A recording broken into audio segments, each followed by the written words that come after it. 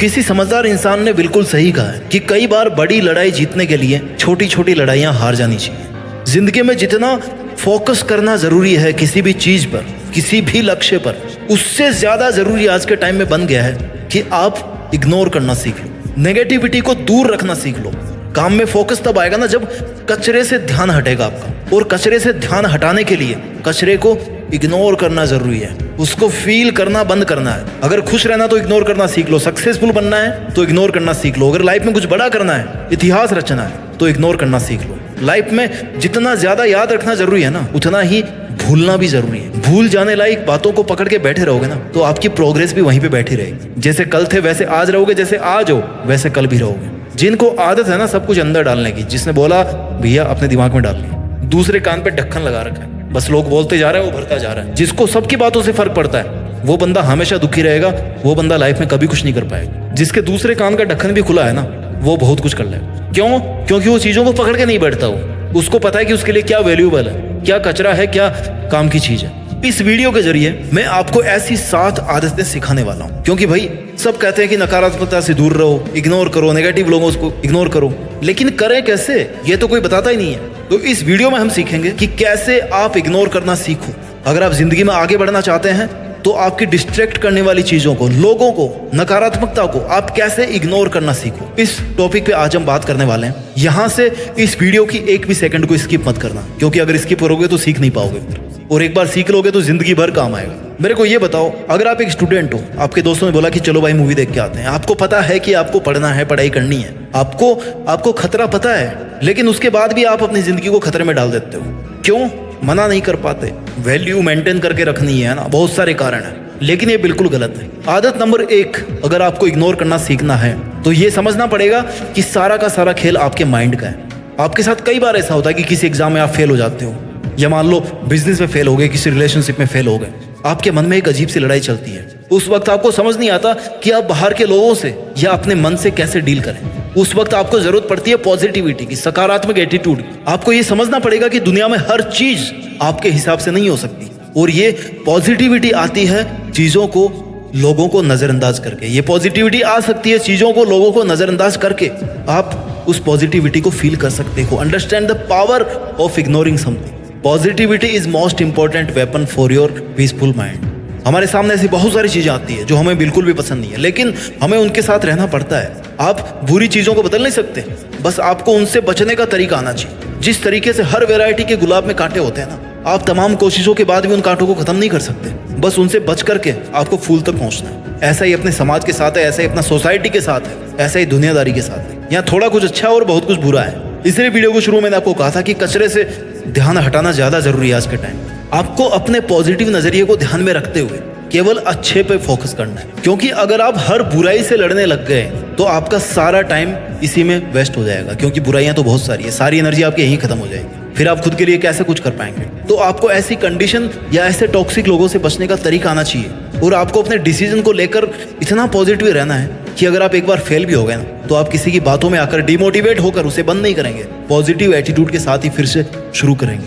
That is the importance of positivity in your mind. आदत number 2, जितना सीधे बनोगे ना भाई उतना जल्दी काटे जाओगे। ये जंगल का रूल है, यही जिंदगी का रूल है। जितने सीधे बनोगे उतने ही सबसे पहले मारे जाओगे। कोई किसी का नहीं है। जो ज्यादा सीधा और सभ्य बनता है ना उसे ये दुनिया जीने नहीं देती, ये फैक्ट है। इस बात को जितना जल्दी अपने दिमाग में घुसा लोगे ना, लाइफ को खुशी से जीना सीख जाओगे। गीता में श्री कृष्ण ने कहा है कि इस दुनिया में कोई किसी का नहीं है, ना परिवार वाले, ना दोस्त, ना रिश्तेदार, ना स्कूल फ्रेंड, यार कुछ नहीं।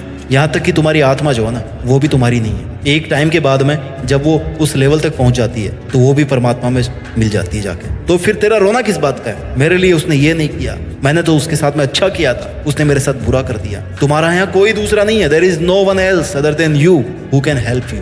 यहाँ तेरा अच्छा सिर्फ तू सोच सकता है। इसलिए दूसरों के हिसाब से जीना छोड़ दे। कब तक दूसरों के लिए समझौते करता रहेगा? कब तक दूसरों की जरूरतों के लिए खुद को दुखी करते रहोगे? आखिर कब तक दूसरों को खुश करने के चक्कर में खुद को मारते रहोगे? इग्नोर करना क्यों नहीं सीखते?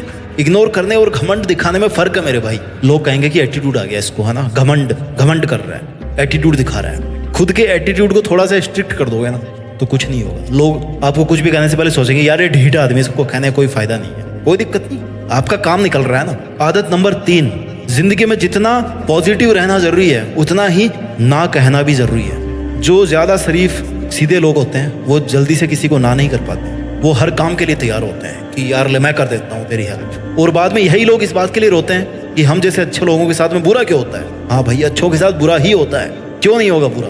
लोगों को अपने सिर पे चढ़ाओगे तो लास्ट में मुंह के बल ही गिरोगे ना। इतना वजन उठा ही नहीं पा रहे हो, इतना उठाओगे। लोग तो तैयार बैठे हैं आपके झुकते ही आपकी गर्दन काटने के लिए, और काटने के बाद ही बोलेंगे कि यार ठीक से नहीं कटवाई, मजा नहीं आया। आप ऐसे लोगों को जड़ से खत्म नहीं कर सकते, लेकिन ऐसे लोगों से बच तो सकते हो ना यार। मत सुनो उनकी बात, मत मानो वो बात जो वो कहते हैं। ज्यादा से ज्यादा क्या कर लेंगे, आपसे नाराज हो जाएंगे, आपका साथ छोड़ देंगे। अरे मर थोड़ी जाओगे उनके बिना, लेकिन अपने लिए तो जीना सीख जाओगे ना। तुम अगर किसी को इग्नोर करोगे तो वो तुम्हारा कुछ नहीं बिगाड़ सकता, ना ही वो तुम्हें ऐसा करने से रोकेगा, क्योंकि ये वो काम है जो आप कर सकते हो। इग्नोर रहने के लिए कुछ करने की जरूरत नहीं है, शांत रहने की जरूरत है, चुप रहने की जरूरत है। यार थोड़ा बहुत तो जानवर को भी पता होता है कि क्या सही है क्या गलत है, तो अगर गलत है उसको मना ही करना है। जिसमें इतनी बुद्धि तो जरूर है, आप तो एक ठीक ठाक इंसान हो, आप में इतनी बुद्धि तो जरूर है कि सही गलत का फर्क जान सको। गलत को गलत बोलने में क्या जाता है। तुम दूसरों के लिए दुनिया में आए हो क्या, दूसरों को खुश करने के लिए पैदा हुए हो क्या।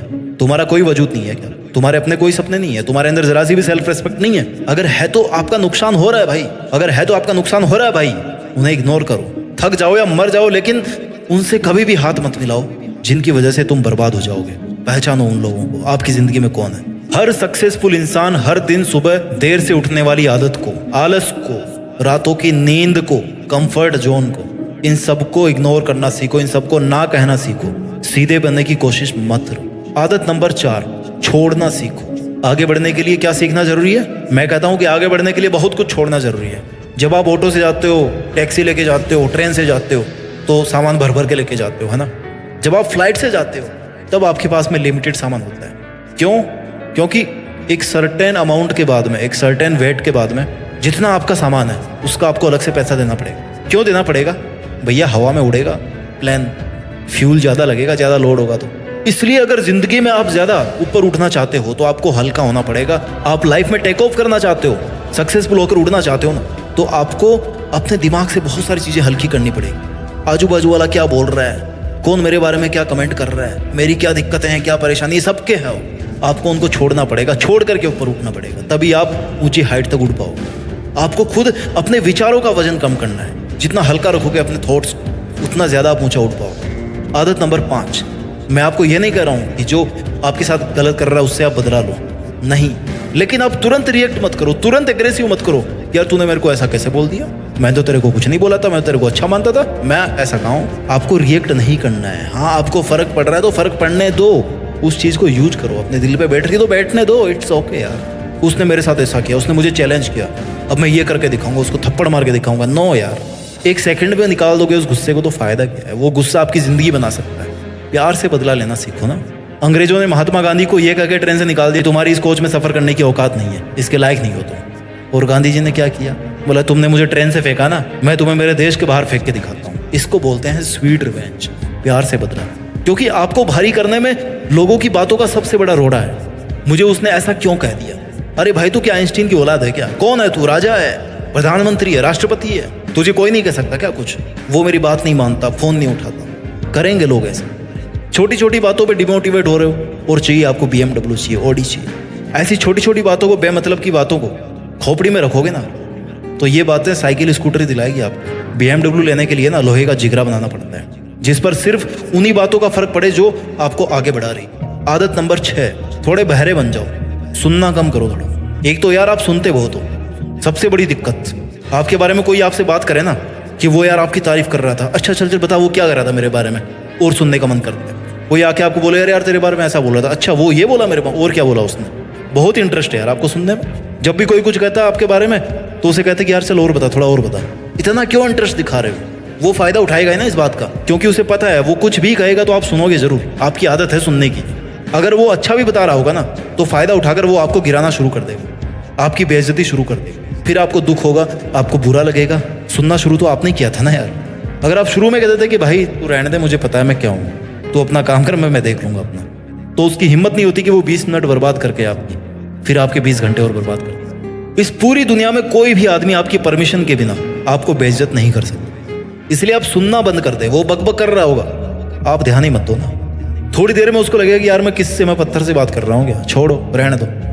इससे इसे कोई मतलब ही नहीं है मेरी बात से, क्या करूंगा कह के अपने आप चल देगा वो खुद आपको इग्नोर करने लग जाएगा। और क्या चाहिए बताओ आप। आदत number 7, focus on your objective. कहते हैं कि कई बार बड़ी लड़ाई जीतने के लिए छोटी लड़ाई हार जानी चाहिए। इसका मतलब ये हुआ कि अगर आपके गोल्स बड़े हैं ना, तो जब आप उनको अचीव करने के लिए अपना रास्ता तय कर रहे हो, आपको छोटी छोटी चीजों को लेकर अपना माइंड डिस्टर्ब नहीं करना चाहिए। आपका ऑब्जेक्टिव आम का फल है, आम का पेड़ नहीं है, पत्ते नहीं है।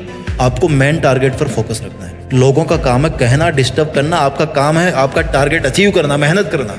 छोटी छोटी बातों के लिए अपनी एनर्जी वेस्ट मत करो, अपनी एनर्जी अपने ऑब्जेक्ट के लिए लगाओ। जितना बड़ा काम उतनी बड़ी चुनौती, जितना बड़ा गोल उतनी बड़ी प्रॉब्लम। अगर आपने खुद के लिए बहुत कुछ सोचा है तो ये नॉर्मल सी बात है कि प्रॉब्लम्स तो आएगी, लेकिन आपको भटकना नहीं है, पीछे नहीं हटना है। याद रखना है कि मैंने ये काम इस टारगेट को अचीव करने के लिए शुरू किया था।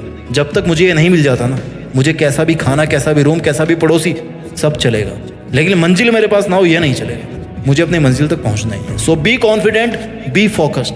फालतू के लोगों को, डिस्ट्रैक्शंस को इग्नोर करके जो तुम्हें करना है, जहां तुम्हें जाना है, जो अचीव करना है, वो अचीव करके देश में अपना ही बल्कि दुनिया में देश का नाम जरूर करना। जय हिंद, वंदे मातरम।